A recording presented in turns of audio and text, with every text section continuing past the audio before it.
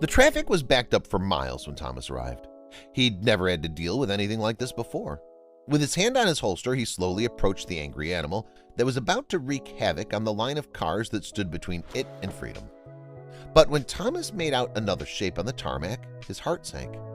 He was already too late. State Trooper Thomas Owens gripped the wheel. Traffic was growing by the second. Car horns were becoming more frequent. The beast was spooked, and people were losing their patience. He edged his vehicle down the road. Then he noticed something in the bushes. When Thomas Owens was a boy, he was obsessed with car chases. He came home from school every evening, hoping the news would show a glimpse of a getaway driver. Some cases ended in tragedy, but most ended in justice. Most of the time, law enforcement managed to catch the bad guys and restore peace and safety to the roads. But Thomas's mother worried about his obsession with high-speed chases, and a mother's intuition is hardly ever wrong. Thomas's father had to pry the set of keys from his mother's hands on his 16th birthday. She dreaded the thoughts of her only son driving on the road. Maybe he'd be a danger to himself. What if he harmed someone else? "It's a small town, Thomas. If we get one sniff of you being reckless, you can say goodbye to the truck," she warned. Thomas was young, but he was responsible. He knew the dangers of the roads, but he never expected his parents to forget them.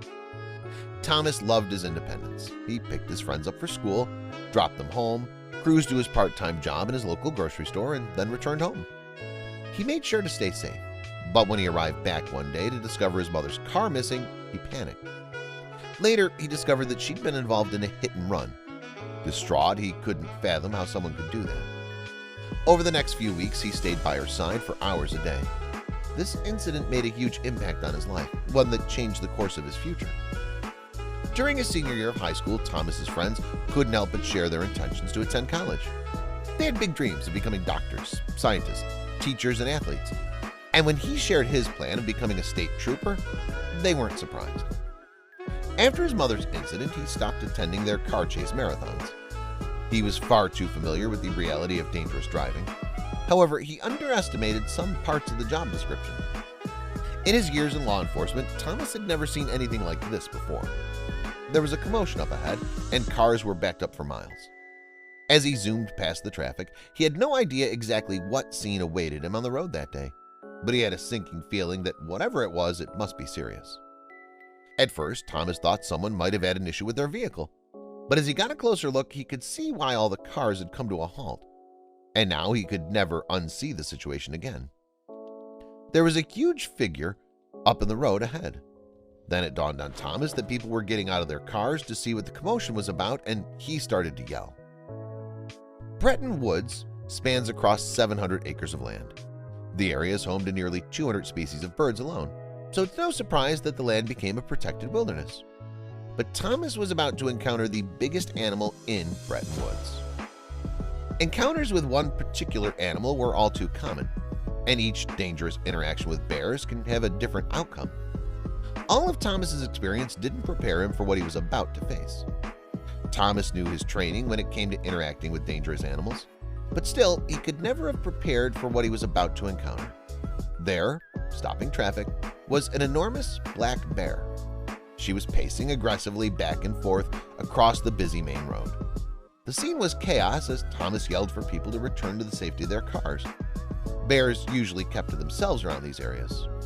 Why was this one different? The drivers scrabbled back into their cars when they heard Thomas's warning yells, and they were now protected by sheets of steel. But Thomas, exposed and on foot, had nowhere to run. All the drivers were now waiting, terrified in their cars, but it didn't seem like she would move. He decided to tell everyone to turn back. They had to give this incredible and dangerous animal space. As cars started to turn around, Thomas got a closer look at what was keeping this bear so occupied in the middle of the road. As he mustered up all his courage and took a step closer, he knew precisely why this bear seemed to have no fear of humans. Thomas crept forward to get a better look. Then he noticed the bear had some followers. 4 cubs ambled across the road. 3 followed their mother to their other side, but one struggled. It sat down to rest its legs. These cubs seemed very young, but still old enough to get around on their own. This little guy wouldn't budge, and she seemed to be getting sick and tired of waiting. Then, this mother did something unexpected. Mama Bear returned to the cub's side and began to nudge him with her nose. She slowly walked to and from either side of the road, showing her young what to do. Thomas couldn't believe his luck. He'd never seen a bear with 3 cubs, let alone 4. However, after a few minutes of watching her struggle to get the cub to stand, he knew something was wrong. Thomas watched her return to the shelter of the trees, leaving one young cub to fend for itself. His heart sank. Then he sprang into action. Thomas rushed to the abandoned cub's side. Then Thomas noticed that the poor cub could barely keep its eyes open. It tried to stand but collapsed. Something was terribly wrong. He scooped the sick cub up into its arms and ran back to his squad car. Would he make it in time? On the way to the New Hampshire Fish and Game Center, Thomas couldn't help but think of the mother bear. Sure, her baby was sick, but was that really an excuse to leave it to fend for itself? In the wild, most bears had a litter of 2 cubs. 3 cubs were rare, and 4 was practically a miracle. Understandably, some were stronger than others.